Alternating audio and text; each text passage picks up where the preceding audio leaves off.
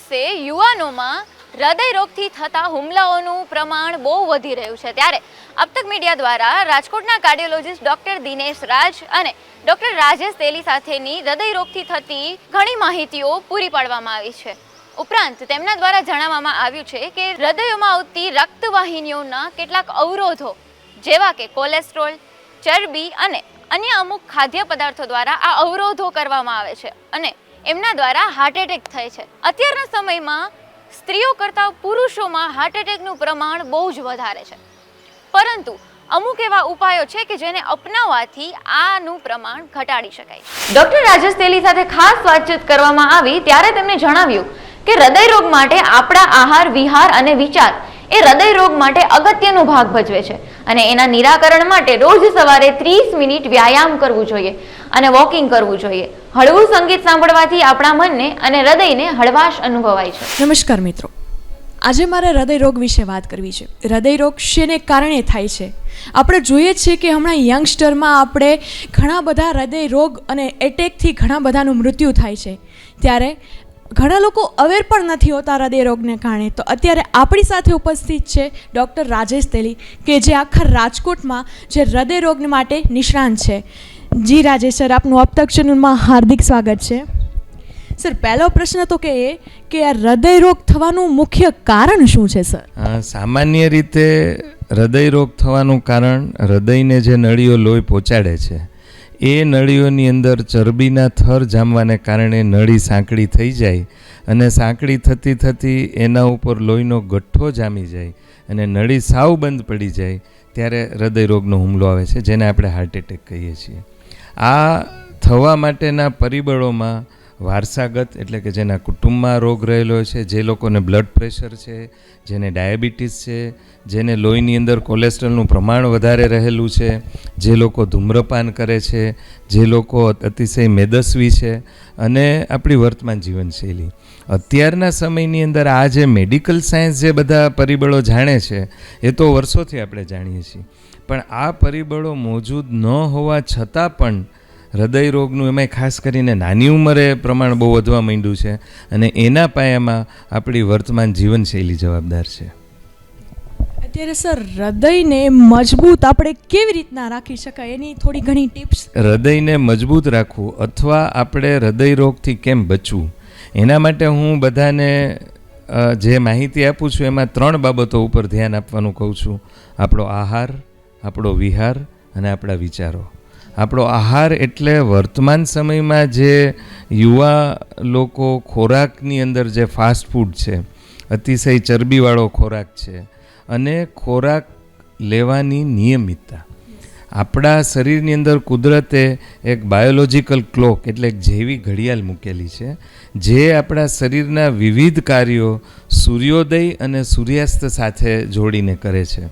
હવે આપણો સવારનો ઉઠવાનો સમય, આપણો સવારનો નાસ્તો કરવાનો સમય, આપણો બપોરનું ભોજન લેવાનો સમય અને આપણું સાંજનું જમવાનો સમય, આ બધા નિયમિત હોવા બહુ જરૂરી છે। એટલે એક સમયની સમય સૂચકતા, બીજું કયા પ્રકારનો ખોરાક।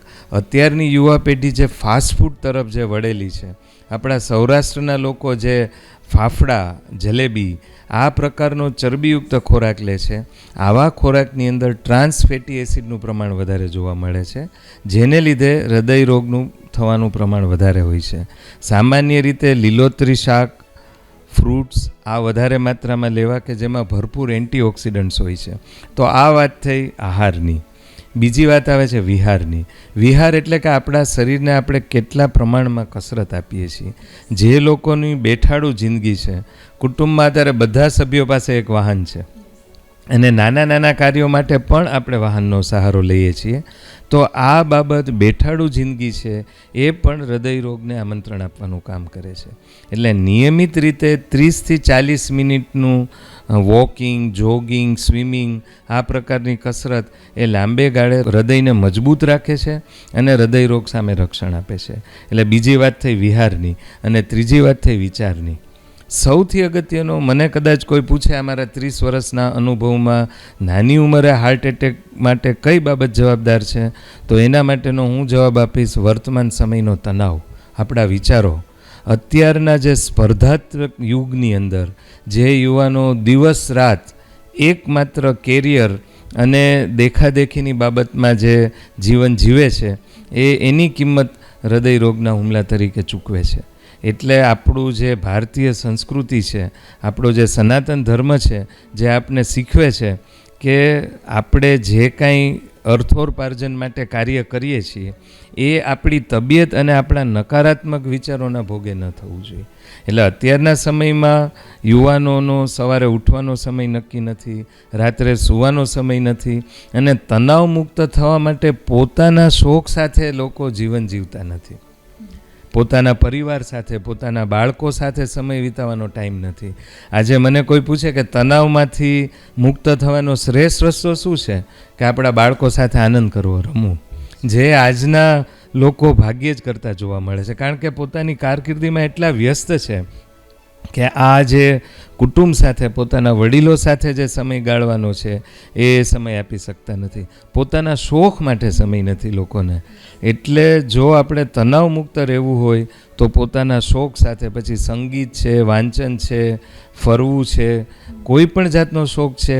એટલે હું આ બાબતમાં બધાને એ સૂચનો કરું છું કે સવારે ઉઠી સમયસર વહેલા ઉઠવું, 30 મિનિટ સુધી યોગાસન અને પ્રાણાયામ. આપણી સંસ્કૃતિમાં આપણા મનને દુરસ્ત રાખવા માટે પ્રાણાયામ એ બહુ ઉપયોગી શસ્ત્ર છે. તો સવારે નિયમિત સમયસર ઉઠવું, પ્રાણાયામ કરવા, કસરત કરવી, અને આપણો રોજ અડધો કલાક આપણા પરિવાર અને આપણા શોખ સાથે ગાળવો, આ બાબત બહુ જ અગત્યની બની જાય છે. વ્યસન ન હોય છતાં પણ શું કામ હાર્ટ એટેક આવે છે, શું કામ હૃદયરોગનો તે ભોગ બને છે, એનું એ પણ ઘણા બધા લોકો એમ કહે છે કે અમે નિદાન નહોતું કરાવ્યું, નામ નહોતું કરાવ્યું, છતાંય શું કામ એને હાર્ટ એટેક આવે. મેં જેમ શરૂઆતમાં કીધું એમ, હૃદયરોગ માટે કોઈ એક પરિબળ જવાબદાર નથી. માની લ્યો કે માત્ર ધૂમ્રપાન જવાબદાર હોય તો તમે ધૂમ્રપાન બંધ કરો એટલે હાર્ટ એટેક જતો રહે. એક કરતાં ઘણા વધારે પરિબળો જવાબદાર છે. અને એમાંય ખાસ કરીને ફરીથી કહું છું કે અત્યારની જીવનશૈલી, એટલે બીજા કોઈ જોખમી પરિબળ ન હોય પણ આહારમાં વિહાર નથી અને વિચારોની જે નકારાત્મકતા છે એ એના માટે જવાબદાર છે. બીજું, તમારો પ્રશ્ન એ છે કે દરેક વ્યક્તિને એવો એકાએક હાર્ટ એટેક આવી જાય છે કે જે હોસ્પિટલ સુધી નથી પહોંચી શકતા.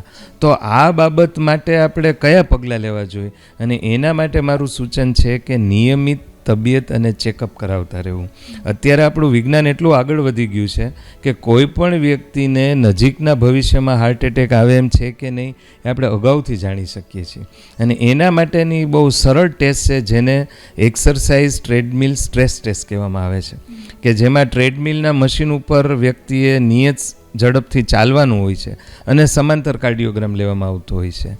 આ ટેસ્ટની અલબત્ત સચોટતા 70% છે. પણ જો કોઈ વ્યક્તિનો આ ટેસ્ટ આજે લેવામાં આવે અને સાવ નોર્મલ આવે તો 70%ની સચોટતાથી કહી શકાય કે આ વ્યક્તિ ઉપર નજીકના ભવિષ્યમાં એટેકનું જોખમ નથી. જે લોકોના કુટુંબમાં નાની ઉંમરે હાર્ટ એટેક છે, જે લોકોને ડાયાબિટીસ છે, બ્લડ પ્રેશર છે, ધૂમ્રપાન છે, એ લોકો આનાથી પણ વધારે સચોટ તપાસ, જેને સીટી કોરોનરી એન્જિયો કહેવાય અને સીટી કોરોનરી કેલ્શિયમ સ્કોર કહેવાય, આની સચોટતા ઓલમોસ્ટ 95થી 98% છે. તો દર 5 વર્ષે આ ટેસ્ટ પણ કરાવી શકાય કે જેથી વ્યક્તિને નજીકના ભવિષ્યમાં એટેકનું જોખમ છે કે નહીં જાણી શકાય. અને જો એવું લાગે કે જોખમ છે તો એન્જિયોગ્રાફી કરી નળીઓની અંદર જો 70%થી વધારે બ્લોક હોય તો કાં એ સ્ટેન્ટ મૂકીને અથવા બાયપાસ કરીને એ બ્લોક દૂર કરી દો, એટલે વર્ષો સુધી હાર્ટ એટેકને ટાળી શકાય છે. જે હાલમાં સર એક જામનગરમાં હૃદયરોગના ડૉક્ટરને જે હમણાં હાર્ટ એટેક આવ્યો છે, તો જે હૃદયરોગના ડૉક્ટર છે તે પોતાની જાત માટે અવેર નથી હોતા, તે બીજાને કાઉન્સેલિંગ કરે છે કે તમે આ દવા લ્યો, તમે આવી રીતના કરો. તો આ બાબતે આપનું એક હૃદયરોગ નિષ્ણાત તરીકે આપનું શું કહેવું છે સર? આ બાબત એટલી બધી અગત્યની છે કે હૃદયરોગ નિષ્ણાતને ખુદને જજમેન્ટ ન આવ્યું કે એને હાર્ટ એટેક ચાલુ થઈ ગયો હતો.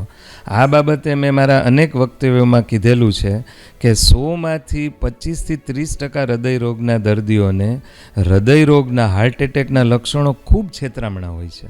અને આપણે સમાજમાં જાગૃતિના ભાગરૂપે આ છેતરામણા લક્ષણો ક્યાં છે એ સમજાવી દેવા જરૂરી છે. દર્દીને માત્ર પેટમાં બળતરા થાય કે જેમાં પોતે એમ માને કે મને એસિડિટી છે. ઇવન કોઈ જનરલ ડૉક્ટરને બતાવે તો એ પણ એમ કે આ તમને એસિડિટી છે. પેટમાં બળતરા થવી, છાતીમાં ઊંધો ગેસ ચડવો એવું લાગવું, ગેસ લાગવો, ઓડકાર આવવો, આ પણ હૃદયરોગનું લક્ષણ હોઈ શકે છે. ક્યારેક જડબો દુખવો, ક્યારેક ખંભામાં દુખાવો થવો, ક્યારેક વાંસામાં દુખાવો થવો, જે સામાન્ય હોય, હળવો હોય અને વ્યક્તિને એવું લાગે કે આ સ્નાયુનો દુખાવો છે. આવા બધા જ દુખાવા જો કોઈ વ્યક્તિને એકાએક થાય તો હંમેશા આ દુખાવાને હળવાશથી ન લેવી જોઈએ અને નિદાન માટે ડૉક્ટર સુધી પહોંચવું જોઈએ. જામનગરના જે કાર્ડિયોલોજિસ્ટ ડૉક્ટરની માહિતી મને મળી છે એ પ્રમાણે એમને એસિડિટી અને બળતરાની તકલીફ થઈ રહી હતી. એટલે આ એક છેતરામણી બાબત છે જે પોતે ડૉક્ટર હોવાથી એમણે એને ગંભીરતાથી જ લીધું હતું અને કાર્ડિયોગ્રામ એમણે કરેલો હતો. હવે એનાથી બીજો તબક્કો કે વિજ્ઞાનના નિદાનના જેટલા સાધનો છે એ બધા સાધનોની મર્યાદા છે. દાખલા તરીકે કોઈ પણ વ્યક્તિને હૃદયનો એટેક આવે ત્યારે અમે લોકો સૌથી પહેલી તપાસ કઈ કરીએ છીએ? કાર્ડિયોગ્રામ કરીએ છીએ. તો 100માંથી 2 થી 3% હાર્ટ એટેક ચાલુ હોય ત્યારે પણ કાર્ડિયોગ્રામ નોર્મલ આવી શકે છે. જે જામનગરના ડૉક્ટરમાં મને માહિતી મળી એ પ્રમાણે એમણે પોતે પહેલો કાર્ડિયોગ્રામ કરાવ્યો એ સાવ નોર્મલ હતો. એટલે ઘણી વખત એવું બનતું હોય છે કે દર્દીની ફરિયાદ આગળ વધતી જતી હોય તો બીજો અથવા ત્રીજો કાર્ડિયોગ્રામ કરો ત્યારે જ એટેક પકડાતો હોય એવું બની શકે છે. આમના કિસ્સામાં પણ ડૉક્ટર પોતે જાગૃત હતા એટલે એમણે થોડા ટાઈમ પછી બીજો કાર્ડિયોગ્રામ પણ કરેલો જે પણ નોર્મલ હતો. તો આવા સંજોગોની અંદર મેં મારા બધા દર્દીઓને એક જ સૂચના આપું છું કે તમને એકાએક એસિડિટી થાય, એકાએક ગેસ લાગે, એકાએક કોઈ ક્યારેય ન અનુભવેલું એવું લક્ષણ દેખાય તો સૌથી સાચો રસ્તો એ છે કે નજીકની હોસ્પિટલમાં જઈ અને 10 થી 12 કલાક ઓબ્ઝર્વેશનમાં રહેવું, હોસ્પિટલની બહાર ન જવું. એક કાર્ડિયોગ્રામ કરવામાં આવે, જો ન પકડાય તો થોડા સમય પછી બીજો કાર્ડિયોગ્રામ કરવામાં આવે અને ફરિયાદ ચાલુ થઈ અને 2 કલાક પછી એક ખાસ પ્રકારનો બ્લડનો ટેસ્ટ કરવામાં આવે છે જેને ટ્રોપોનિન એન્ઝાઇમ કહેવામાં આવે છે. તો આ રિપોર્ટ પણ આપણને પકડી દે છે કે આ દુખાવો હૃદયનો છે અને 10 થી 12 કલાક તમે હોસ્પિટલમાં હો અને 2 કાર્ડિયોગ્રામ નોર્મલ આવે, આ બ્લડનો રિપોર્ટ નોર્મલ આવે, પછી તમે બને એટલો વહેલો ટ્રેડમિલ કરી અને પછી જ ઘરે જવું જોઈએ. આવું સાવચેતી લેવાથી મારા ઘણા દર્દીઓને અમે બચાવી શક્યા છીએ કે એને હાર્ટ એટેક ચાલુ થઈ ગયો એટલે તાત્કાલિક હોસ્પિટલમાં તમે હો તો સારવાર આપી શકાય છે. હોસ્પિટલથી બહાર રહેલા દર્દીને એકાએક હૃદય થંભી જાય છે તો હોસ્પિટલ સુધી પણ પહોંચી નથી શકાતું. એટલે આ મારા 30 વર્ષના અનુભવે જે વિજ્ઞાનની મર્યાદા છે, આજે સમાજને એક વસ્તુ આપણે સમજાવવાની છે કે ડૉક્ટરો ઈશ્વર નથી અને મેડિકલ સાયન્સ 100% સચોટ નથી. એટલે ડૉક્ટરની માનવીય મર્યાદા અને વિજ્ઞાનની મર્યાદા સમજી અને આપણે સાવચેતી લેવાની છે. આના માટે બીજું એક આધ્યાત્મિક દૃષ્ટિકોણથી માહિતી આપું કે આપણે કોઈ પણ એક વાહન ખરીદીએ છીએ તો આપણે વાહનનો વીમો લઈએ છીએ, એનું એન્યુઅલ મેન્ટેનન્સ કરીએ છીએ, રેગ્યુલર સર્વિસ કરાવીએ છીએ.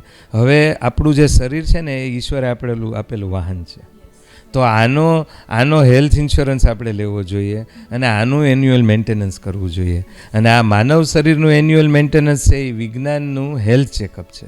તમે નિયમિત ચેકઅપ કરાવતા રહ્યો, સજાગ રહ્યો અને સકારાત્મક જીવન કે જેમાં આહાર, વિહાર અને વિચાર ત્રણેય સકારાત્મક બાબતોથી જીવો તો ચોક્કસ હાર્ટ એટેકથી બચી શકાશે. સર, આપ સંગીત પ્રેમી છો, તમે હમણાં જ હાલમાં એક મૂવીમાં પણ તમે કામ કર્યું છે. તો આ બધા દર્શકોને જાણવું છે કે સંગીત તે આ હૃદયરોગના હુમલા માટે મેડિસિન તરીકે આપણે વાપરી શકીએ કે ન વાપરી શકીએ? આ બાબતે હું મારો વ્યક્તિગત અનુભવ કહી શકું. કોઈ પણ મેડિકલ સાયન્સની કોઈ ગાઈડલાઈન માત્ર 5-15 દર્દીઓના અનુભવના આધારે ન કહી શકાય. એના માટે વ્યવસ્થિત સંશોધન કરવું જરૂરી છે. પણ મારો તમને વ્યક્તિગત અનુભવ કહું કે સંગીત છે ને એ મનને શાંત કરવા માટે બહુ મોટું શસ્ત્ર છે. સંગીતથી ઘણી બધી અસરો એવી જોવા મળેલી છે કે જેનાથી આપણા શરીરની અંદર અમુક પ્રકારના હોર્મોન્સ, જેને એન્ડોર્ફિન્સ કહેવાય, જે આપણા શરીરની પેઇન સામેની ક્ષમતા વધારે છે અને આપણા મનને એકદમ દુરસ્ત કરવાનું કામ કરે છે. એટલે જે લોકો સંગીતનો નિયમિત અભ્યાસ કરે છે, સંગીત એક જાતનું મેડિટેશન છે. જેમ તમે અત્યારે મારી ક્લિનિકમાં જુઓ તો અત્યારે આ તાનપુરો હું સતત કાર્ય કરતાં કરતાં પણ વગાડી રહ્યો છું. તમે સાંભળી શકો છો આ તાનપુરો, કે જે સતત મારા કાર્યની સાથે હું વગાડું છું, કે એના સ્પંદનો, એના વાઇબ્રેશન વાતાવરણને એકદમ શાંત, અને જે મારા દર્દીઓ મારી ચેમ્બરમાં આવે છે એ બધા એવું અનુભવે છે કે સાહેબ આ કાંઈક ગજબની શાંતિ અનુભવાય છે. તો આ મારી પાસે વૈજ્ઞાનિક ટ્રાયલ કરીને માર્ગદર્શન આપી શકાય એવી માહિતી નથી, પણ મારો અનુભવ ચોક્કસ છે કે બ્લડ પ્રેશરને કંટ્રોલ કરવામાં, ડાયાબિટીસને કંટ્રોલ કરવામાં અને મનને સકારાત્મક ઉર્જાથી ભરવામાં સંગીતનો મોટો ફાળો છે. ખૂબ ખૂબ આભાર doctor Rajesh sir. Rajesh sir, અત્યારે આપણને ખૂબ જ હૃદયને લગતી ખૂબ જ સારી એવી અને માહિતીપ્રદ વાત કરી છે. ડોક્ટર દિનેશ રાજ સાથે ખાસ વાતચીત કરવામાં આવે ત્યારે તેમણે જણાવ્યું હતું કે 95% હાર્ટ એટેક યુવાનોને આવે છે. એનું કારણ સ્ટ્રેસ છે અને સાથે સાથે અનિયમિત ખોરાક અને જાડાપણું, બીપીનો પ્રોબ્લેમ, ડાયાબિટીસનો પ્રોબ્લેમ, આ બધા કારણો જેનેટિક હોય તો પણ યુવાનોમાં હાર્ટ એટેક આવી શકે છે. અને આના જ કારણે નિરાકરણ માટે પ્રોટીન યુક્ત અને હિમોગ્લોબિન વધે એવો ખોરાક ખાવો જોઈએ અને સ્ટ્રેસ મુક્ત થઈ જવું જોઈએ. मैं doctor Dinesh Raj, interventional cardiologist, Plexus cardiac care, Rajkot. हृदय रोग मेनली होता है एज के कारण. एज अगर आपकी मेल की 45 के ऊपर है या फीमेल की 45 के ऊपर है. उसके अलावा डायबिटीज़, ब्लड प्रेशर और इसके अलावा स्ट्रेस एंड जेनेटिक, खाने पीने में चेंजेस. अगर आप खान पीने का कंट्रोल नहीं रखते हैं तो हार्ट अटैक की पॉसिबिलिटीज ज़्यादा होती है. हार्ट अटैक पहले सीनियर सिटीजन की बीमारी थी. आफ्टर 55-60 ईयर के बाद ही हार्ट अटैक आता था जनरली पहले. बट अभी रिसेंटली हार्ट अटैक की जो एज है वो काफ़ी कम हो गई है. इवन 25-30 ईयर, 35-40 ईयर में हार्ट अटैक कॉमन हो गया है. ये जो ट्रेंड हम देख रहे हैं फिलहाल वो कोविड के बाद काफ़ी ज़्यादा बढ़ा है. तो वेदर कोविड इज रिस्पॉन्सिबल या वैक्सीन इज रिस्पॉन्सिबल या फिर इसका कारण ओवर स्ट्रेस है. ईटिंग में बहुत ज़्यादा चेंजेस नहीं आया. जैसे पहले ईटिंग थी अभी थोड़ा बहुत चेंजेस आया है. बट मैं देखता हूँ स्ट्रेस लेवल अभी काफ़ी बढ़ गया है कोविड के बाद. तो मैं भी हो सकता है कि ओवर स्ट्रेस के कारण यंग्स में हार्ट अटैक हो रहा हो. क्योंकि अगर आप स्ट्रेस लेते हैं तो आपका स्लीप भी डिस्टर्ब होती है, आपकी डाइट भी डिस्टर्ब होती है. तो ओवर स्ट्रेस मेरे ख्याल से may be important reason for heart attack in youngs. Even अभी हम लोग देख रहे हैं कि यंग्स में ब्लड प्रेशर भी काफ़ी कॉमन हो गया है. 25-30 ईयर के बच्चों को ब्लड प्रेशर आ रहा है. तो हो सकता है कि स्ट्रेस हो एंड उसके कारण स्लीप पैटर्न डिस्टर्ब हो गई हो. स्लीप भी आजकल रात को 2-3 बजे तक जगना और मॉर्निंग में 9-10-11 बजे उठना ये कॉमन हो गया है. इसके कारण भी हो सकता है हाइपरटेंशन एंड हार्ट अटैक के केसेस बढ़ गए. पुरुषों में जनरली हार्ट अटैक थोड़ा ज़्यादा होता है फीमेल के कंपैरिजन में, बिकॉज फीमेल्स को जो हार्मोन्स होते हैं वो उसको प्रोटेक्ट करते हैं. तो जब हार्मोन्स उसके कम हो जाते हैं आफ्टर 50-55 ईयर, तब हार्ट अटैक की जो पॉसिबिलिटी है वो मेल फीमेल में इक्वल हो जाती है. बट जो मेंस्ट्रुअल फीमेल होती हैं, मेनोपॉजल के पहले की फीमेल होती हैं, उनमें उनका जो हार्मोन है वो उनको प्रोटेक्ट करता है और उस प्रोटेक्शन के कारण फीमेल्स में हार्ट अटैक की पॉसिबिलिटी कम होती है. बट अभी अभी हमने देखा है कि यंग फीमेल को भी हार्ट अटैक काफ़ी ज़्यादा आ रहे हैं. इवन 35-40 ईयर, 45 ईयर फीमेल्स में भी हार्ट अटैक काफ़ी ज़्यादा हो रहा है.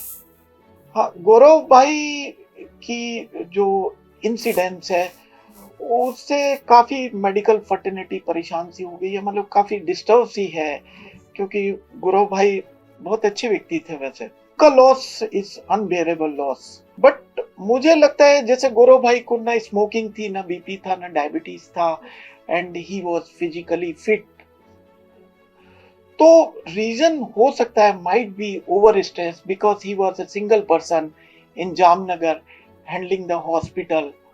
तो हो सकता है कि over stress may be a reason, क्योंकि और कोई रिस्क फैक्टर्स तो कुछ मतलब मेडिकल फर्टिनिटी को समझ नहीं आता कि और कोई रिस्क फैक्टर हो सकता है।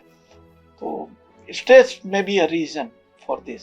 हृदय रोग अगर आप व्यसन करते हो तो हार्ट अटैक की पॉसिबिलिटी बढ़ जाती है, क्योंकि निकोटीन से आपका ब्लड प्रेशर भी बढ़ता है, आपका डायबिटीज लेवल भी बढ़ता है, आपका कोलेस्ट्रॉल भी बढ़ता है अगर आप निकोटीन लेते हो तो।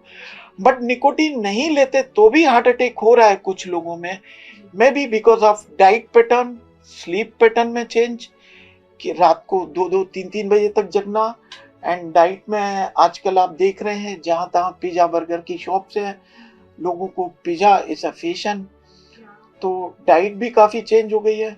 प्लस स्ट्रेस में भी अ रीजन कि स्ट्रेस इस सब के पीछे हो। एक्सरसाइज दो तरह की होती हैं, एक होती है जिम में जो एक्सरसाइज होती है उसको बोलते हैं स्टैटिक एक्सरसाइज, और एक होती है मैदान में खेलने वाली, जैसे आप बैडमिंटन खेल रहे हैं, टेनिस खेल रहे हैं, स्विमिंग कर रहे हैं, साइकिलिंग कर रहे हैं। तो जो जिम वाली एक्सरसाइज होती हैं, जो आप डंबल वगैरह उठाते हैं, आप बॉडी वगैरह बनाते हैं, वो हार्ट के लिए नुकसानकारक होती है, उससे हार्ट को नुकसान पहुंचता है, तो जितना हो सके उसको अवॉइड करें।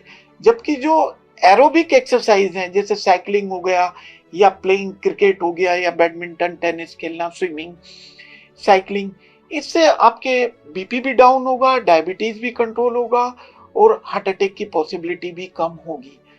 तो आप आउटडोर एक्टिविटी जितना हो उसको आप बढ़ाएं। इंडोर एक्टिविटी जिम वगैरह is not advisable for cardiac patient. संगीत आपको रिलैक्सेशन देता है, मेंटल रिलैक्सेशन देता है, और जब आप रिलैक्स हो जाते हैं तो आपकी बॉडी भी रिलैक्स हो जाती है, और आपका ब्लड प्रेशर भी डाउन आ जाता है, आपका शुगर लेवल भी कम हो जाएगा। तो म्यूजिक जो है, it is one of the therapy, it is a good therapy in medical science. अगर आप म्यूजिक सुनते हैं आधा घंटा, 1 घंटा, या सिंपल वॉक करते हैं, या इवन आप योगा प्राणायाम भी करते हैं, कोई भी ऐसी चीज जो आपको मेंटली आपको कूल रखे, तो that is good for any person, even in a cardiac person.